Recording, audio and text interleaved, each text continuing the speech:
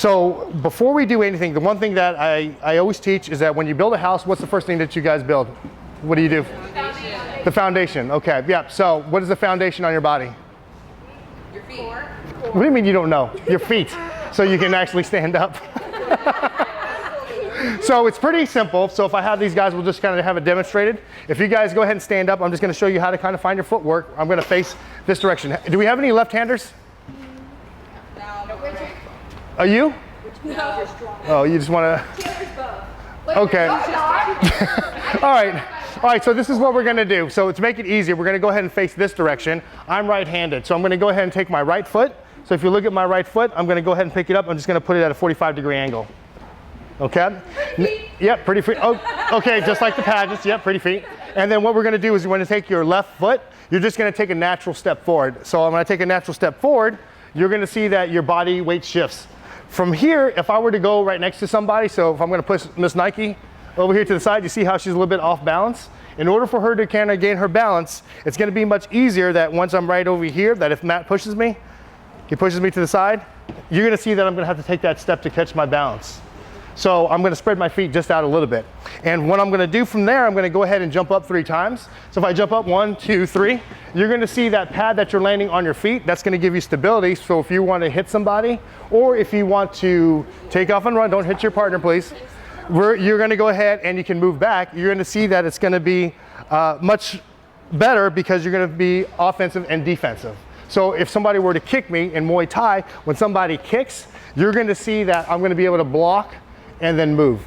And then, so this is gonna be very important. We're gonna have a slight bend in your knees. It's not gonna be too much because it's not gonna be like we're fighting MMA or we're gonna be wrestling somebody to the ground. And the good thing with this tent right over here, besides it's hot, you have the gravel. Like if something were to happen, if you guys are walking to your car, so a lot of the people that I work with that work in DC, the biggest concern that they have is that when they're walking to their vehicle at night, somebody's gonna go ahead and grab them and attack them. So it's not gonna be like a soft padded room, and it's gonna be like hardwood. So at least you have that understanding. The hips, it's just gonna go ahead and, with my foot being at that 45-degree angle, you're gonna see that my hip is gonna be back. And for law enforcement, this is gonna be very good because for law enforcement, guys have weapons. We're not gonna go ahead and stick our gun out so somebody can grab it. So it's natural, like the Muay Thai has been around since the 2nd or 3rd BC and it was used on the battlefields. So when it's used in the battlefields, you can just see that it's kind of realistic movements. You can move up if you can't see. Yeah, okay. So I'll just if you're afraid. And then over here, when we go ahead and make a fist, so this is gonna be one of the biggest things that we're talking about with the fist, is that if I go ahead and ball my fist, put my thumb on top, if I go ahead and have her hit me in the head, in the forehead, she's not really doing it for real. This is not like amazing videos or whatever. If she were to hit me as hard as she can, who do you think is gonna win if she hits me in my forehead, on my skull? How come? Block it. No, not because I'm gonna block it. She is, because if she hit, why? Because if someone blocks the... So someone blocking, imagine if I told you to punch the wall, who's gonna win?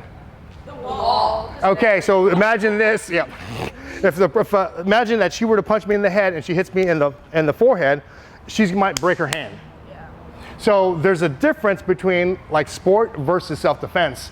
And I think just because you're doing martial arts doesn't mean that you're an expert in self-defense. It just means you're an expert in that martial art.